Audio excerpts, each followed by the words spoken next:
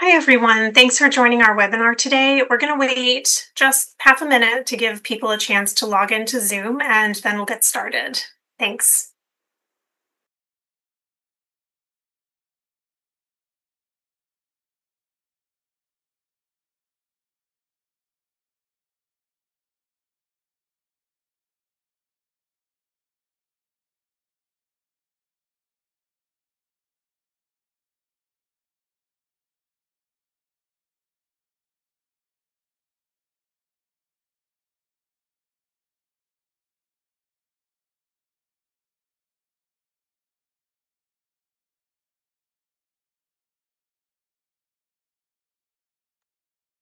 All right, let's go. I think we have a critical mass and more folks will log in over the next couple minutes. So thank you all for joining us today at the Stimson Center. I'm Pam Kennedy, a research analyst with Stimson's Myanmar project. And today's webinar is going to explore the rapid developments over the past few years, especially in the past few months, in rare earth mining across northern Myanmar, especially in Kachin State. Some of you might have watched Stimson's Southeast Asia program's recent webinar, Where's the Water? Mekong Wet Season 2025, which discussed some of the environmental impacts of rare earth mining downstream in Thailand. So be sure to check out that webinar later for a really enriching discussion. And today's discussion is going to take a closer look at the Myanmar side of the issue, where the mining of rare earths has expanded significantly in recent years. So geological surveys of Myanmar reveal how rich the country is in a huge range of minerals like gold, zinc, gemstones, as well as the rare earth heavy and light metals, especially dysprosium and terbium, which are critical for the production of many modern technologies, from consumer goods like electric vehicles that are purchased all across the world to wind turbines and lasers. And because these rare earths are so valuable, the mines can be a very lucrative source of income for whomever controls them, which is an important factor to consider in Myanmar's fragmented economy amid the ongoing conflict between the military government, ethnic armed groups, and other non-state armed actors. And since late 2024, the Kachin Independence Army has seized control of key mining areas across Kachin State from a previous EAO, the NDAK. And as of late March or April of this year, trade of these rare earths has resumed between the KIA and China, where the vast majority of the world's rare earth processing capacity is located. So given the severe impacts of rare earth mining on local communities, as well as the downstream communities, both in other parts of Myanmar as well as in Thailand, the status quo of the mining operations really raises a lot of important questions about responsibility, sustainability, the regulation of these mines, and the impact on the people who live near them. So today, to explore this important issue in Myanmar, I'm really delighted to be joined by two experts on the externalities of rare earth mining, Ben Hardman and Pai Dietz. Ben is the Mekong Legal Director at Earth Rights International, and Pai is the Southeast Asia Program Regional Campaigns Director at International Rivers. Thank you so much for joining me today. So let's kick this off with the mining process, and then we'll zoom in on the industry in Myanmar. There are, as I said, significant deposits of rare earths across Myanmar, especially with these key elements like dysprosium in Kachin State in the northern part of the country. So, Pai, could you give us an outline of the mining process and its kind of environmental impacts? Would you like me to start or Ben first? Oh, please go ahead. Yes. Yeah, Ben, please go ahead with Kachin and add on the lower part.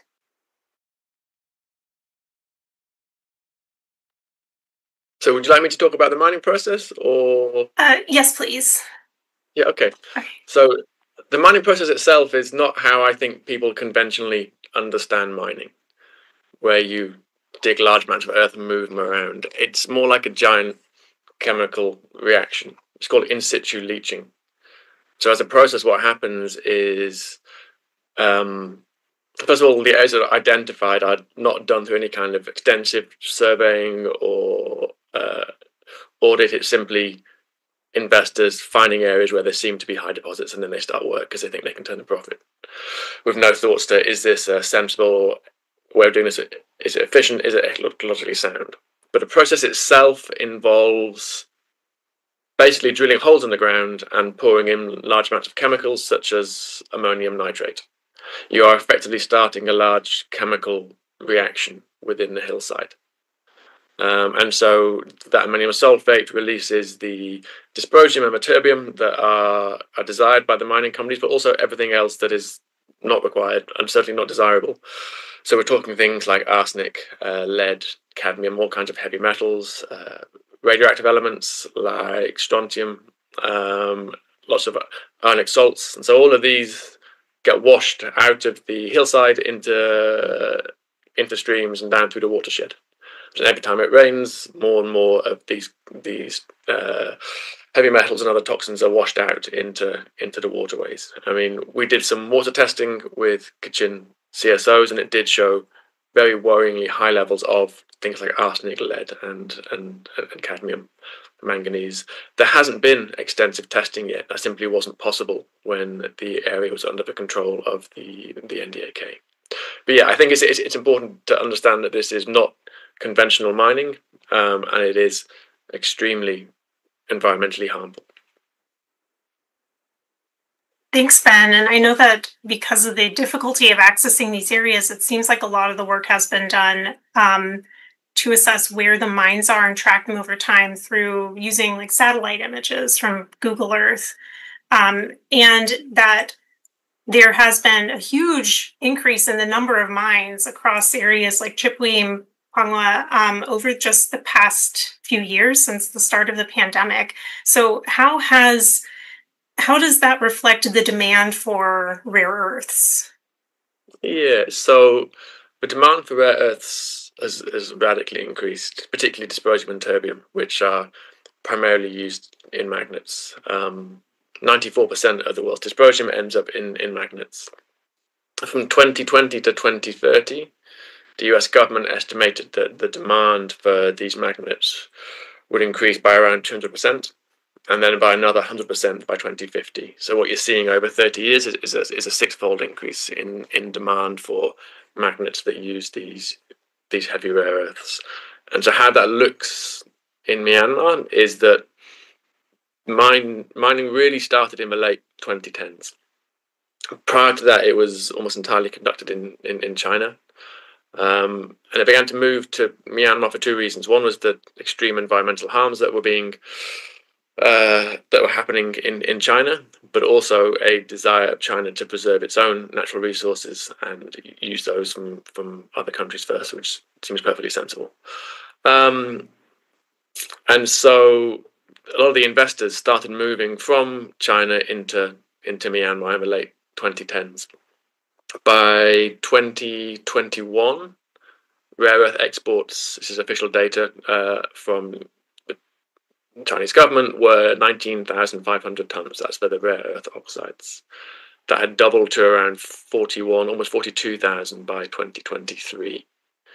And so when we compare that to Chinese domestic quotas, as of 2023, the Chinese domestic quota was around 19,000. So basically half of the official imports from Myanmar. So by 2023, this was a $1.4 billion export industry from Myanmar into China, with Myanmar producing perhaps 2/3 of global supplies of dysprosium and terbium. By 2030, we expect, or again, the US government expects 1/3 of the demand for these magnets to be from wind turbines and 1/3 to be from electric vehicles.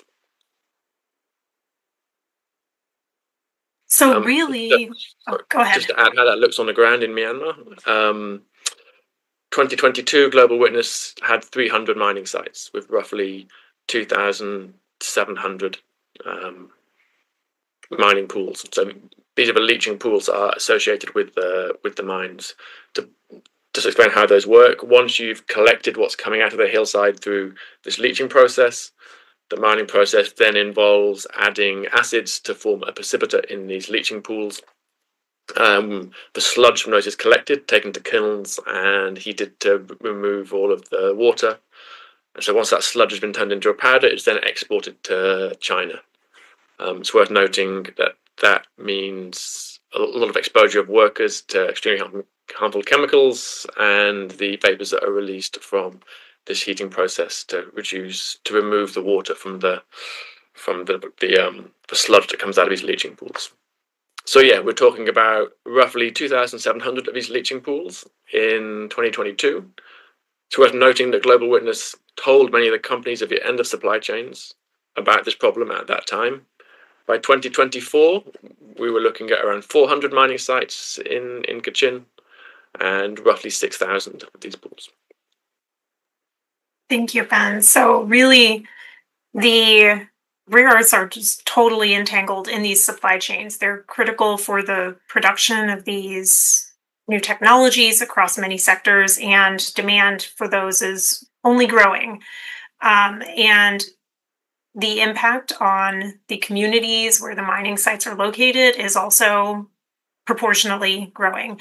And so I'll turn to Pai to talk about some of the most basic environmental impacts that we're always going to see around these mining sites. Pai, could you tell us about what it is like to have a rare earth mining a leaching pit in a community or nearby a community? Yeah, first of all, I have to say that I'm presenting this wearing two hats. One is as an environmentalist working on the Mekong Basin for a long time, but the second one is just been newly affected by the rare earth mining upstream of our rivers in Chan State of Myanmar, in eastern Myanmar. I would like to share some of the maps that I prepare. Please allow.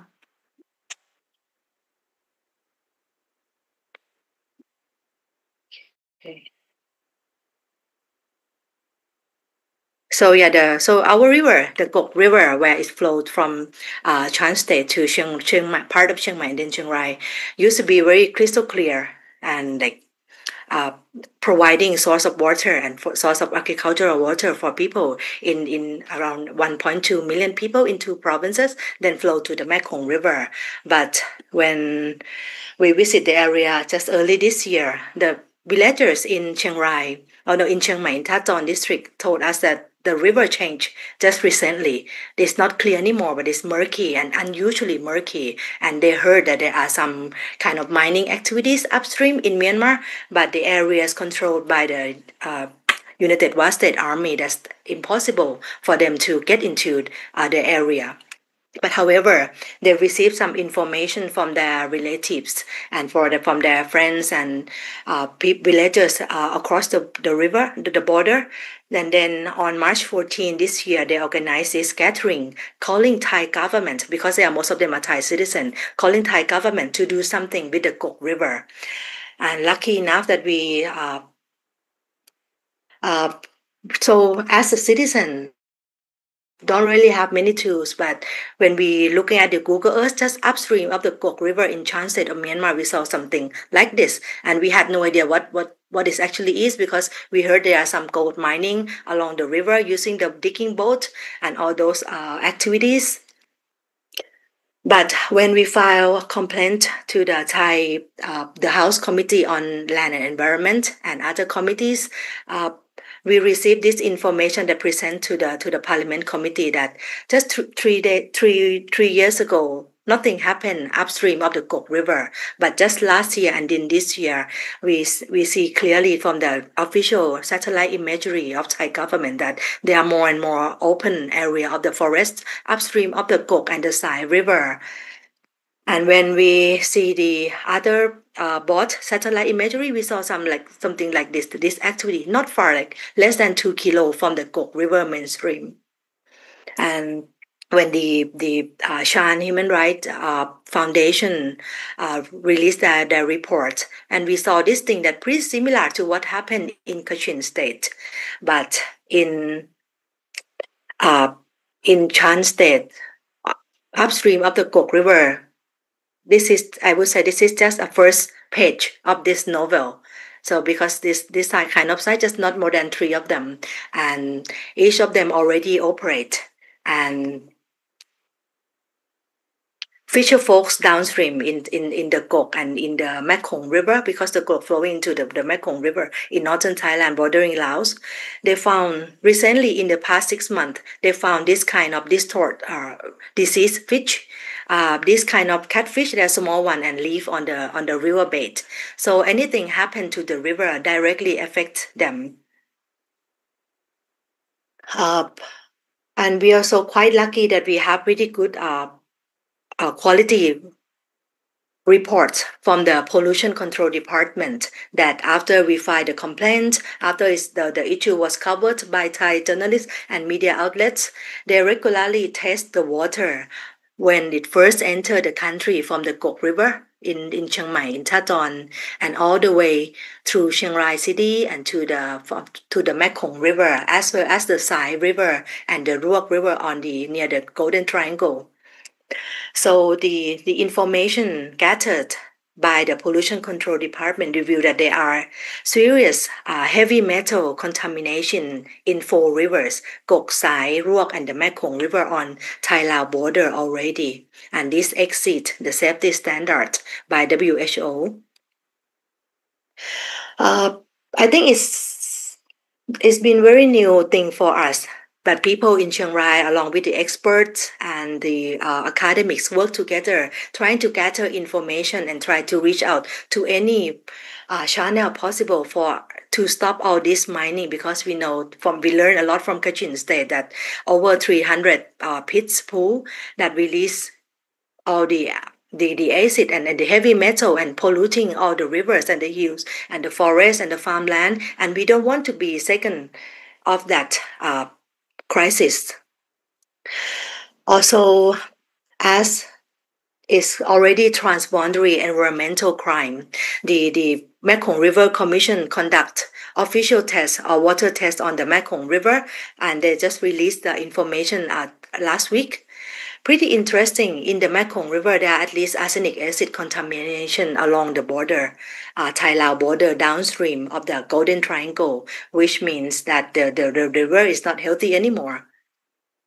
And in the conclusion of this brief report released by the Mekong River Commission, it says that this is the level of moderately serious situation on the Mekong River, and according to their guidelines, they issue 2 things. That one thing is to identify pollutant as arsenic, which is persistent, highly toxic, reduced biodiversity, accumulates in the food webs, and can pose long-term risks to ecosystem, and very important, human health. And the next one is to elevate arsenic concentration has extended into the territory of Laos already. So this is cross-border pollution ever happened to this area. And the latest news released today is that today the Thai cabinet just acknowledged the recommendation that made by the Thai National Human Rights Commission to protect human rights from cross-border pollution on the Kok and Sai and Ruok Mekong rivers, as the NHRC submit a letter and recommendation to the Thai cabinet early in June, and today the cabinet acknowledged this, and we really hope that this will be the first step for Thailand to take some action along with the Mekong River Commission. And I'm showing you this the Mekong River below the Thailand in Laos, in northern Laos, because Thailand is now going to build another dam on the Mekong River mainstream, and this free flowing section of the river will be still water in the reservoir of Pak Bang Dam project, which will mean all this arsenic and heavy metal contamination will be clogged here in the still water. So how about the human health and about ecosystem of the Mekong River that's already damaged by the hydropower upstream in China? And all this is, I think, for us, or at least for me, I think this is the most complex advocacy that we have experienced because it's happened in the area there is no actual laws or regulation to control all those mining activities. They just do what they want and release whatever to our rivers. And so this is not acceptable at all. And we are seeking the way to make this regional environmental protection for not just for Thailand, but also cross-border to local areas in Chan State in Myanmar and also to downstream Mekong countries. And we learn a lot from what happened in Kachin State.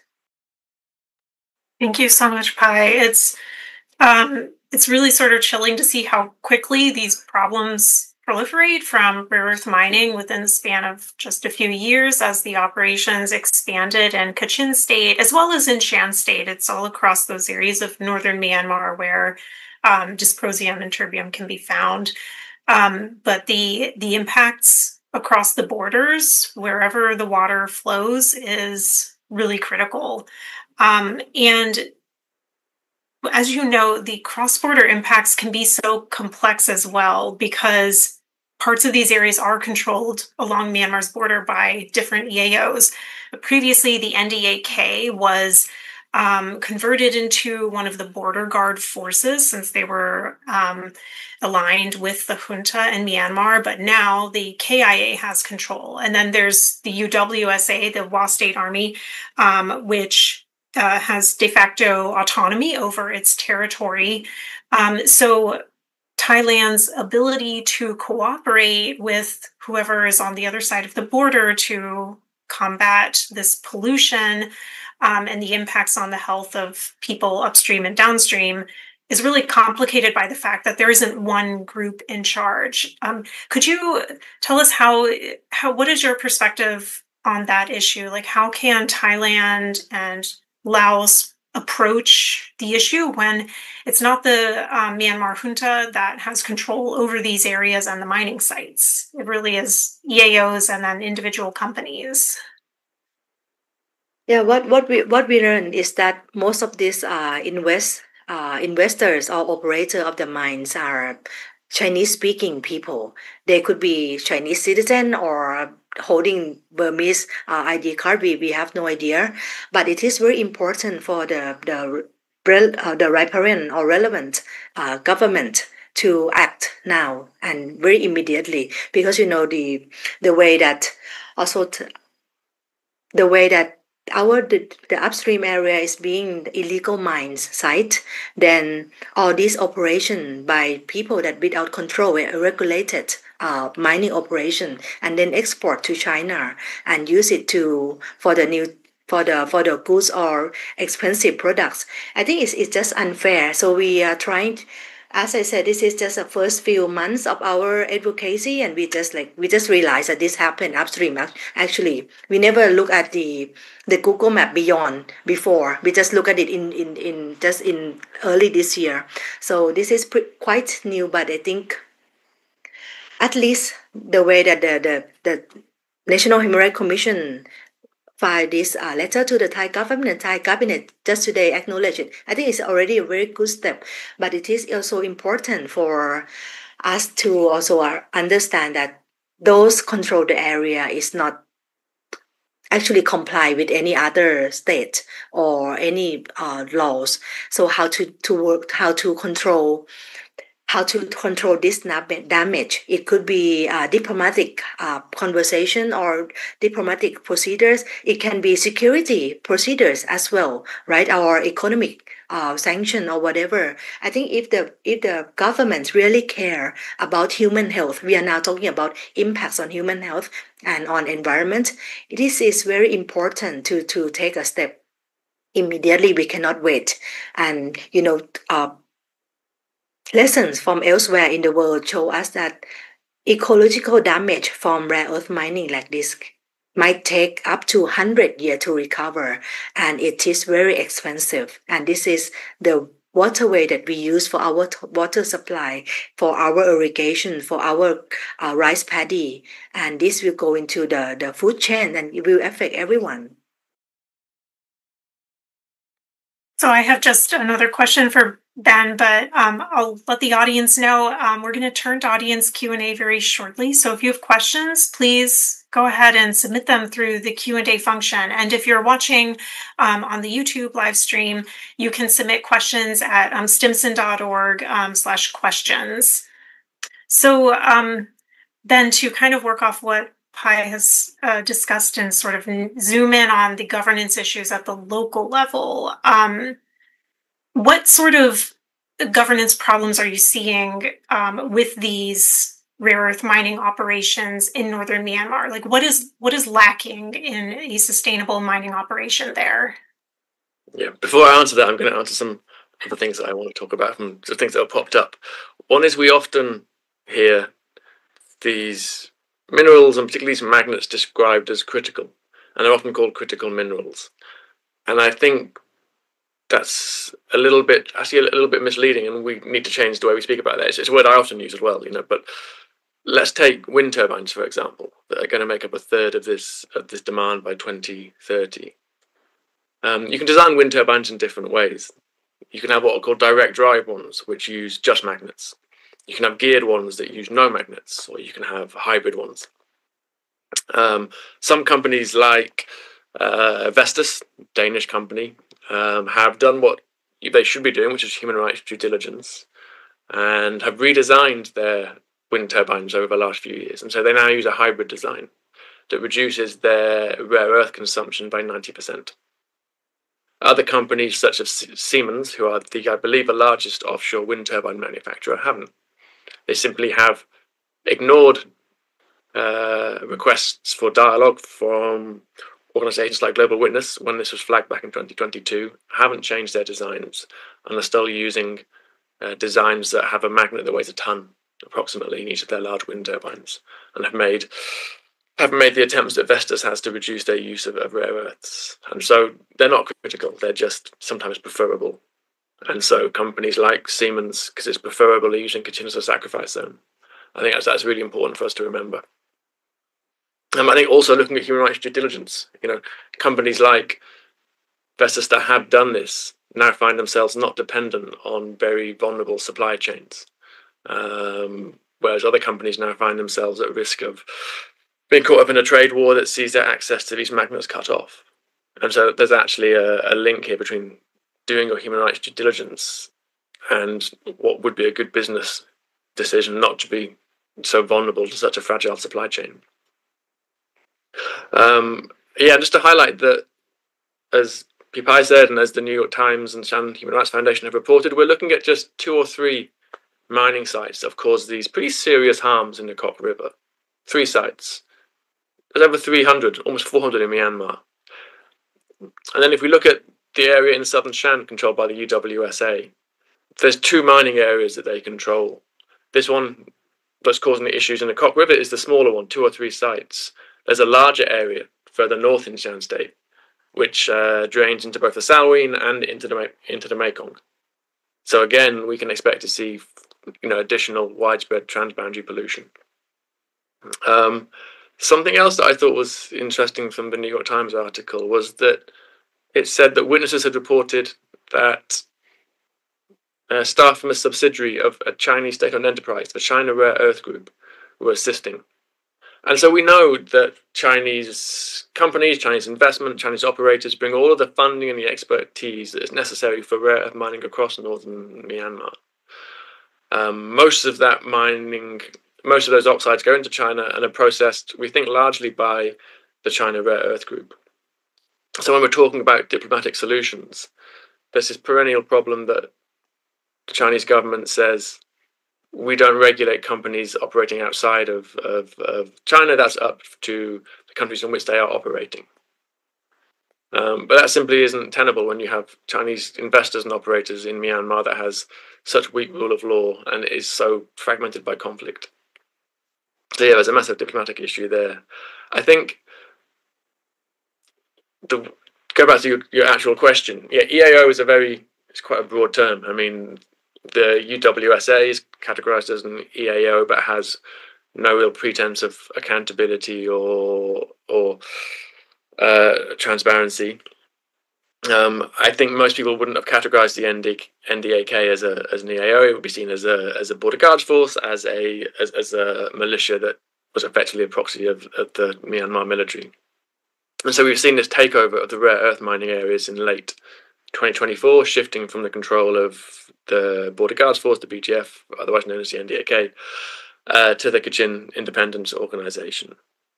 And I think prior to that, Earthrights, our position was companies should be disengaging from these supply chains. I think it's a much more difficult situation now. I think we've seen examples of mines being stopped in KAO-controlled areas because of community protests. Kachin leaders have said they're going to be accountable and are stating that they do have policies in place. The flip side is there's a real lack of transparency on these policies and on the revenues, because it's a $1.4 billion a year revenue stream, and also limited capacity within the KIO to monitor and enforce this mining, when all of the expertise and funding is really out of their control. So I think it's going to be a question of wait and see the extent to which the KIO acts differently.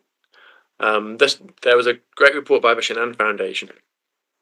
This is a Myanmar CSO that came out last year. It's on the Heinrich Boll Sifton website for listeners. And it basically says that, within Kachin, the KIO is seen as a legitimate governance actor, and the international community ought to be engaging with it to increase its capacity and support it so that it can do things like more responsible mining. We've spoken to some companies that find that idea of engaging with Kachin civil society and with Kachin Independence Organization untenable, but I think that leaves them with a problem. If you look at OECD guidelines, they state that if your supply chain has a non-state armed actor in, you have to disengage from that supply chain. That is a prescription. It's not something optional. And so if companies consider they can't engage with the KIO, if governments consider they can't, then that means we should be not buying these magnets. The alternative is that you treat the KIO as a legitimate governance actor, and as part of your human rights due diligence, companies should be engaging with it, which isn't something new. The international community already engages with many of the EAOs. The UN Special Rapporteur on Human Rights recommends that international humanitarian aid is channeled through some of these EAOs. So it's not a new or radical idea. It's the idea that if you are deciding to design your supply chain to include magnets, to include Myanmar rare earths, and companies we've spoken to say they wouldn't find it credible even if their manufacturers told them that their supply chains were free of Myanmar rare earths. Well, then if you're going to decide to use them, then you have to engage. Thank you, Ben. That really touches on how complex the issue is, that it's extremely difficult in a situation like Myanmar, where control over the territory is very fragmented, especially in the border areas. And so ensuring that total supply chain due diligence from beginning to end is almost impossible in some cases, especially if you can't access the area very easily. And so I'll turn to a first question from Nikki Diamond, who asks, given Myanmar's large role and growing role in the global rare earth supply chains, what are the realistic pathways to ensure ethical sourcing, transparency, environmental accountability? You kind of touched on it, that there are sort of two options: to try to engage more and then to disengage, follow that OECD guidance that it is a non-state armed actor. So what would you recommend in a case like this, where the demand for the rare earths is not decreasing? And I think that we can expect to see that there won't be sort of a spontaneous disengagement without a big change in how people think about rare earths. Like, as you say, thinking about them not as critical, but as the option we've chosen to use. What would you recommend? I think it's up to companies to decide how they interpret those guidelines. If they do interpret the KIO as a non-state armed actor, then they should disengage. If they say, no, we don't think it fits within that categorization, it's a local governance authority that has legitimacy within Kachin, then they can choose to engage with it. I think that companies need to be, as part of their human rights, and when we say it's impossible to do the human rights due diligence, it's not. It's impossible to trace the exact path of the rare earths through every single entity. But when you know that 2/3 of it is coming from Myanmar and it gets commingled in processing and in supply chains, you basically know that it's coming from Myanmar. So I'm not really sure what else companies need to do apart from to say, yes, we acknowledge that our supply chains are full of Myanmar rare earths. And so I think they should be doing what Vestas has done and redesigning as soon as possible. I think they should be speaking with civil society and organizations like the KIO about what remedy looks like and what they can do to help mitigate the impacts.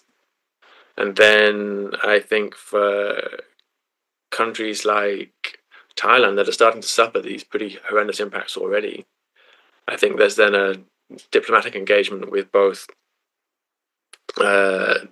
China and with stakeholders across the border, whether that's the KIO, whether it's the UWSA or the military junta. I think it's worth noting that the area on the border around the Kok River is not exclusive control of the UWSA.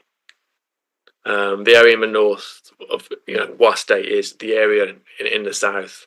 From my understanding, there is military presence there with the SAC.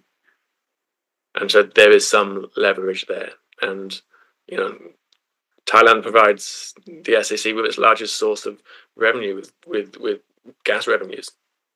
It has a substantial amount of leverage in Myanmar. Very true. And there is even room, I think, for Thai-China cooperation on this issue. As we've seen in recent months, there has been cooperation between the Chinese government and the Thai government cracking down on the scam centers because of the impact on Chinese nationals, both as victims of the scams and as people trafficked to operate the scams. And this is similarly an issue that will only grow in the cross-border human impacts. I wonder if I'll turn to Pi next. We have a question from Isabel Kane on the environmental harms, and she also asks whether these are like small-scale operations, who owns them. We've touched on that a little bit, but I wonder if you can address like how, I guess like what the impact is on the labor required for the mines in the local communities. And sort of the health of the miners as well as the folks who are downstream of the leaching.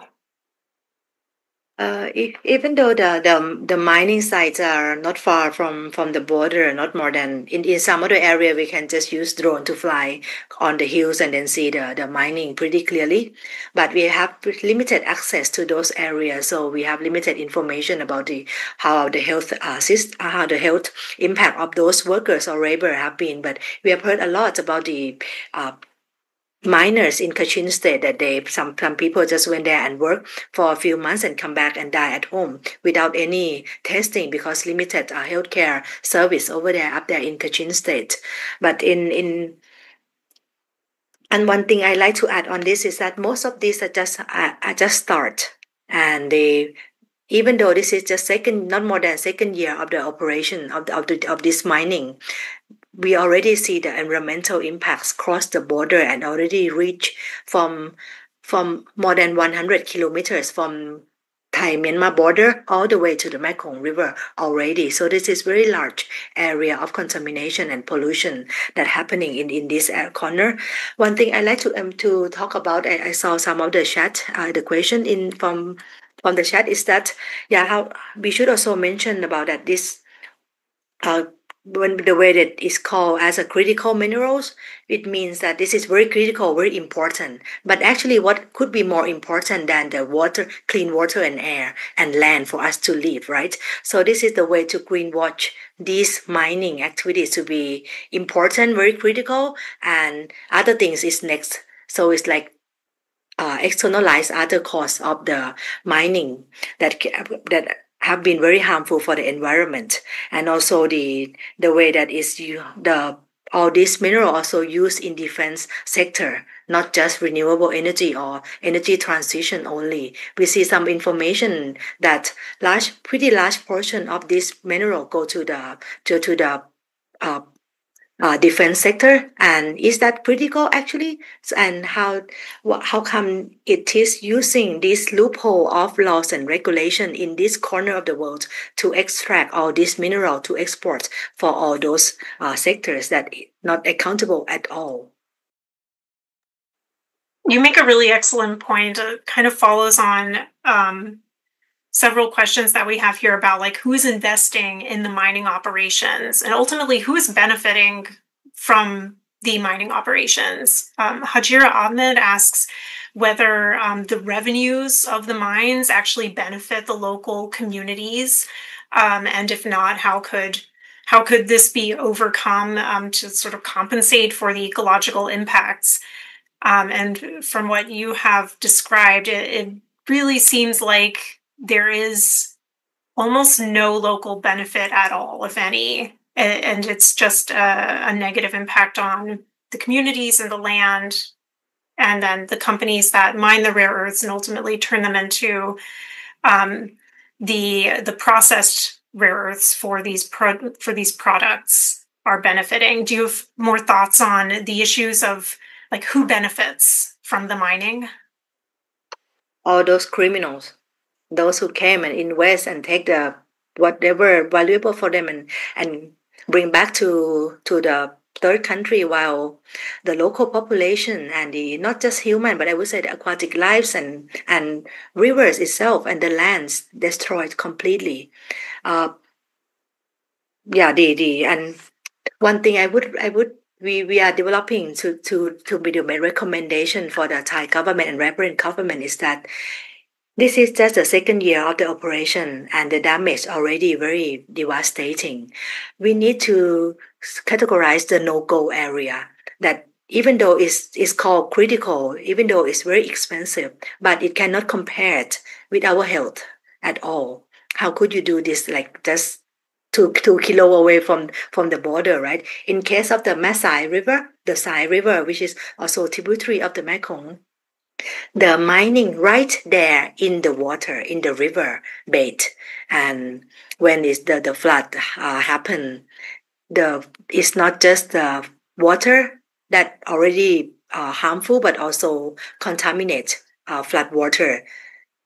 And this is rainy season already. People in Chiang Rai, Masai, and Chiang Mai, and northern Chiang Mai is pretty like have a little kind of anxiety that what would happen to us if the flood water happen again.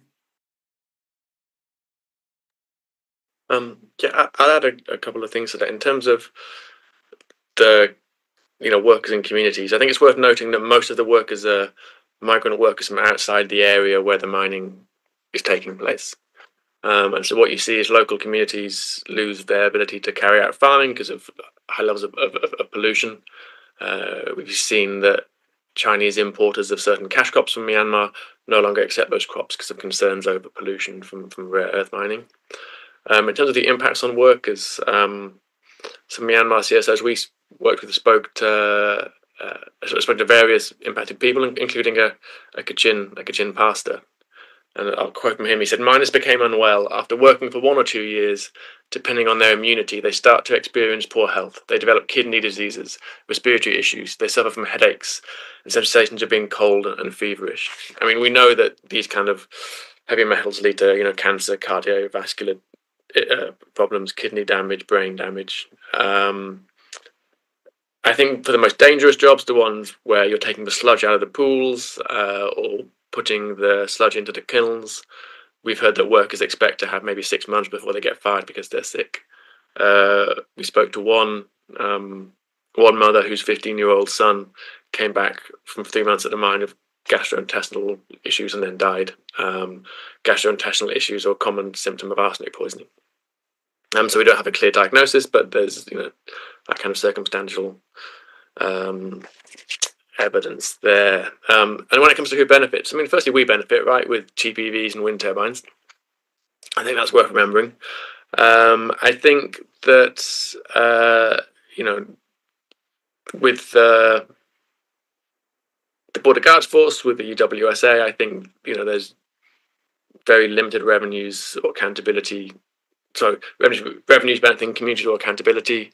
It remains to be seen how the Kachin Independence Organization deals with these revenues. I think they are a very different type of organization to the ones previously in charge in Kachin. Thank you. Those are all really important points. And I do think it is really critical to remember that those of us living in countries where these electronic goods are widely available, from electric cars to our phones, that we are benefiting directly from these supply chains just in our everyday lives. And we don't really think about where it comes from until we start seeing these reports. And thankfully, there has been a lot of reporting over the past few months on the impacts of the rare earth mining. But it really is, as Pai says, like we're just on the first page of the novel. There's going to be a lot of negative impacts that we have to hurry to correct.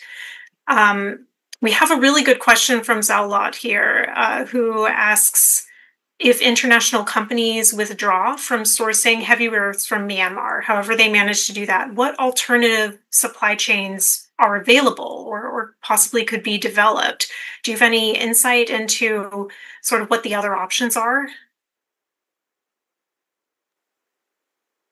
This is a very short answer. There's none at the moment. I think companies are looking to invest and develop in them.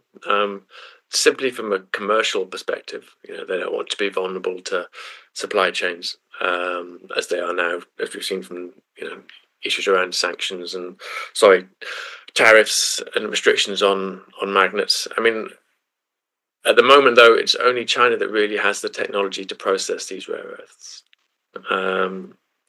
But certainly to answer another of the questions that I saw in the chat, there's no examples of this being done responsibly in Myanmar yet. The Kachin activists we've spoken to have say they don't know of a single mine site of the hundreds so far that has actually been remediated or restored.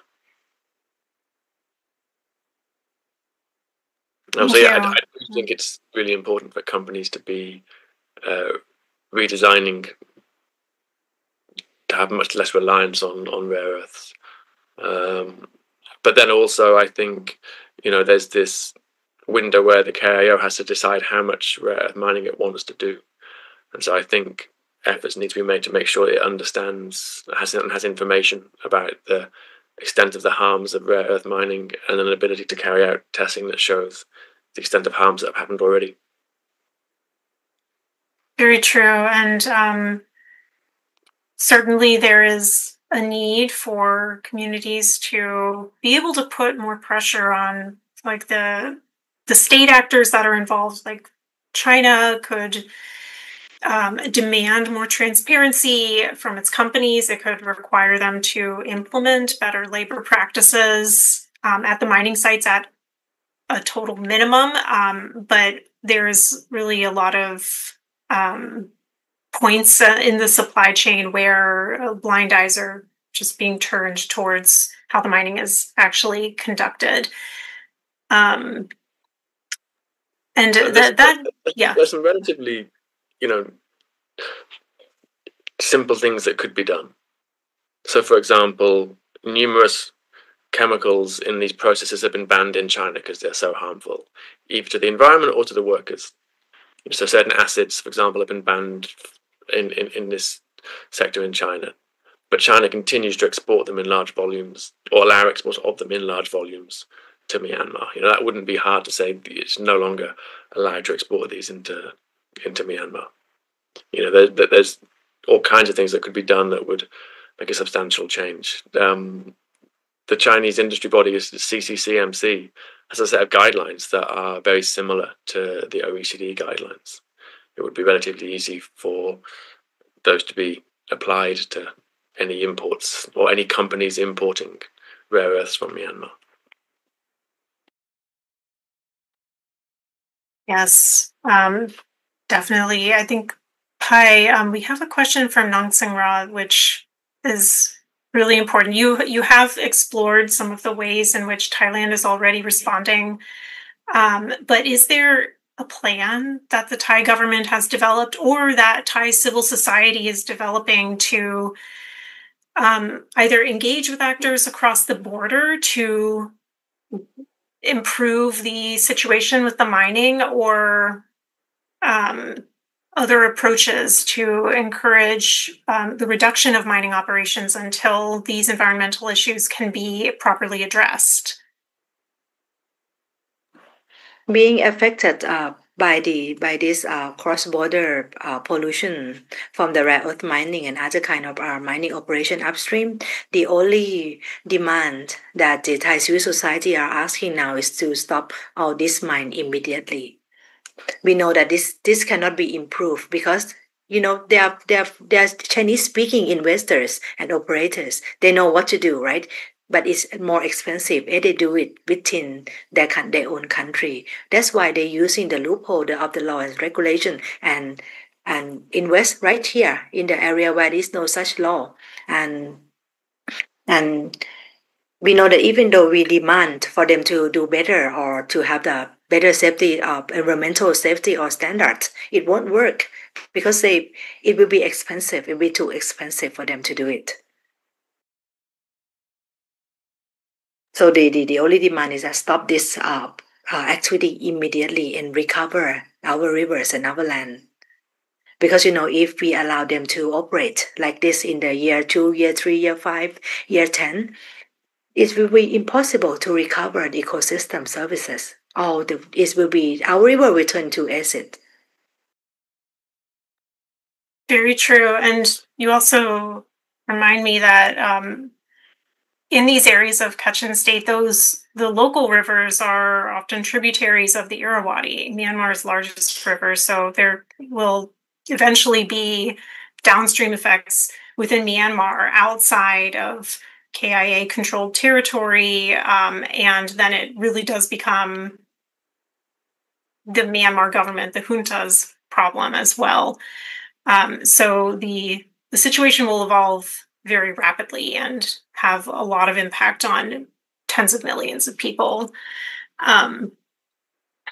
We are coming to the end of the hour, so I will turn to, we have so many questions. My apologies, we won't be able to get to all of them, but I'll turn to a last couple questions. We have a really good question from Emily Fishbein about companies reducing the use of rare earths in wind turbines, other products. What raw materials can they use instead? And are there associated risks that you're aware of with those products, with those materials, Ben? I think with the wind turbines, it's very simple. It's use of gears rather than just magnets. And using entirely gear designs, that's easier for onshore models because the gears require more servicing than the magnets. So for onshore designs, geared turbines are more straightforward. There are still some manufacturers that use magnets for onshore wind turbines. And then for offshore, as I mentioned, Vestas has reduced its use of rare earths by using gears and magnets together, reducing its magnet and therefore rare earth use by 90%. So for wind turbines, it's pretty straightforward. I think it's a complete failure of companies to do human rights due diligence and then to do something that actually means they comply with their obligations. I think if you're a company like Siemens and for years you've known this is happening because, INJ's like Club Witness have told you, I think you've moved along the lines of accountability from being directly linked to these abuses to actively contributing. And so I think, this should be a serious concern for companies like Siemens. I think for cars it's more complicated, and I'd be a little bit out of my depth to tell you about the technical differences between the different types of electric motors. So yeah, I'm not sure. Thanks for shedding the light on the wind turbines, though. There are definitely solutions. The rare earth minerals do not have to be part of some of these products, for sure. And there's clearly room for advances, innovations in products that do not require these rare earths that are so destructive to extract. And we have a really good question from Nyantha Lin as well. Can there be provenance-based campaigns on sourcing? Like how to make these materials more traceable, especially since the processing still happens in China, and we've all read about how Chinese companies can attempt to source like recycled rare earths, which may be sort of run off from previous processing processes, but are not necessarily from an end product being given a second life. But would a campaign on how to better source these materials help the situation? Or are we just doubling down on the use of rare earths?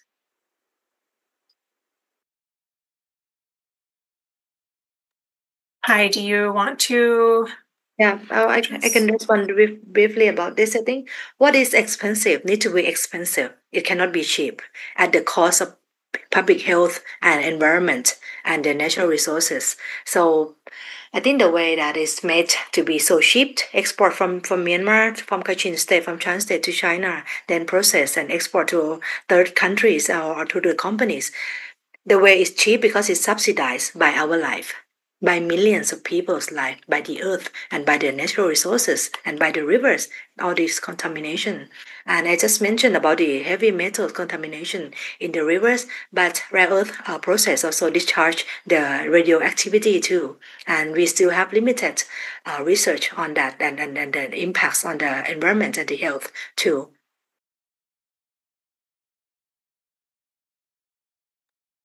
Thank you. Ben, did you want to add anything to that? I think responsible sourcing is tricky when at the moment there is no responsible source. But